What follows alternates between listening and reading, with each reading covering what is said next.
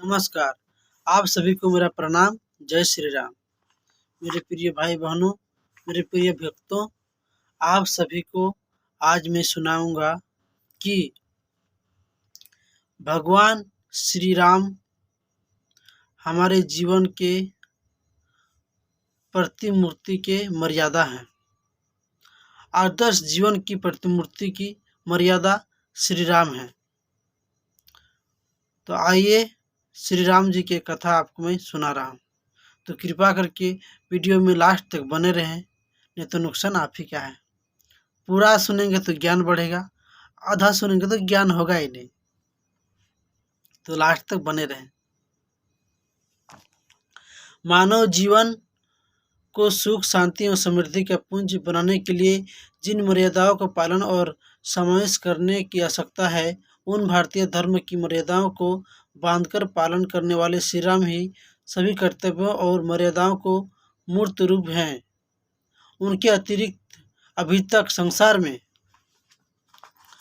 भगवान श्री राम सब प्रकार से आज्ञाकारी थे। भाई के प्रति, पापा के प्रति, पिताजी के प्रति, माँ के प्रति, सब प्रकार से मर्यादा में लीन थे।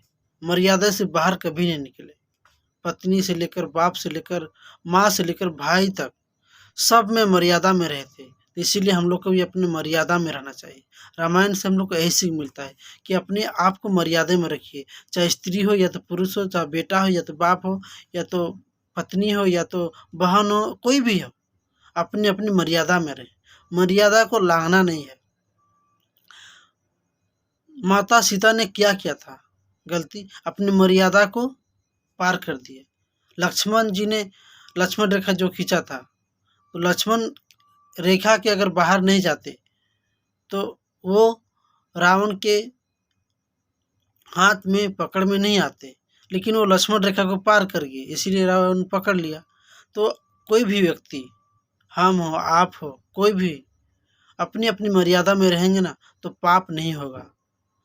पापा से कैसे बात करना है, बहन से कैसे बात करना है, मम्मी से कैसे बोलना है, पत्नी से कैसे बोलना है, पति से कैसे बोलना है, सबके साथ व्यवहार कैसा करना है, हम लोग का आदर्श जीवन कैसा रहना चाहिए, ये सब पर इसके प्रति हम लोग अगर जागरूक हो जाएंगे, मर्यादाशील रहेंगे, यानी मर्यादा के अंदर में रहेंगे, तो हम लोग से कोई पाप होगा ही नहीं, कोई पाप नहीं होगा।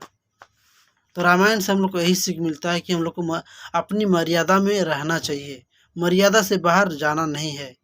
मर्यादा से बाहर जाएंगे तो झगड़ा होगा, लफड़ा होगा, पाप होगा, फिर आगे ना जाने क्या क्या होगा, बहुत कुछ हो सकता है मर्यादा के अगर बाहर जाएंगे तो।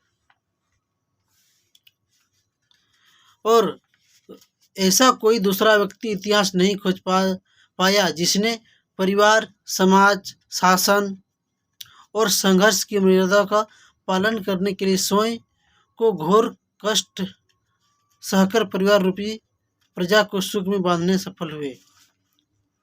अभी तक कोई भी व्यक्ति नहीं हो पाया जिसने भगवान श्री राम को चरित्र को अपने जीवन में धारण कर पाया है। वो इतने कष्ट उठाए, जिस टाइम भगवान श्री राम का राजा बनने का समय आ गया था। अब की राजा बनने ही वाले हैं, मतलब राज गद्दी में बैठने ही वाले हैं, राज अभिषेक हो ही रहा था। उसी टाइम उनके पापा आए और 14 वर्ष का वनवास सुना दिए। तुरंत सुखी में थे, तुरंत दुखी हो गए पल भर में। तो फिर भी भगवान राम थोड़ा भी ना सुख में हर्षित हुए, ना दुख में दुखी हुए, सम रहे। उसी प्रकार हम लोग को भी रहना है, ना दुख में दुखी रहना है, ना सुख में ज़्यादा हर्षित होना है। और भगवान श्री राम माता पिता की आज्ञा को अपने जीवन में धारण कर लिए और फिर वन में चल गए। तो हम लोग को मतलब रामायण से ये भी सीख मिलता है कि माता पिता का, माँ बाप का आज्ञा, यानी उनका जो भी आज्ञा है, कितना भी ना असंभव है, कितना भी असंभव हो, उसको हम लोग को ग्रहण, उसका पालन बहुत ज़रूरी है। उसका पालन करना ही हम लोग का धर्म है, चाहे कितना भी कठिन हो। देखिए, भगवान श्री राम राजा बनने जा रहे थे, राजा न बनकर तुरंत वनवास चल गए क्षण भर में। उसी तरह हम लोग का भी रहना चाहिए। अगर सुखी में है तो ठीक है, दुख भी आ जाए तो कोई बात नहीं। दुख सहना वाला महान होता है, दुख सहने वाला हमेशा महान होता है, लेकिन दूसरे को दुख देने वाला हमेशा राक्षस के समान होता है। इसलिए दूसरे को दुख नहीं देना चाहिए।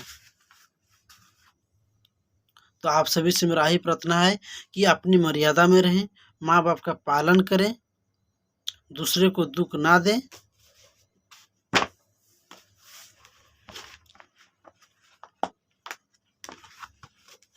आप सभी से मेरा यही निवेदन है। हरे कृष्ण।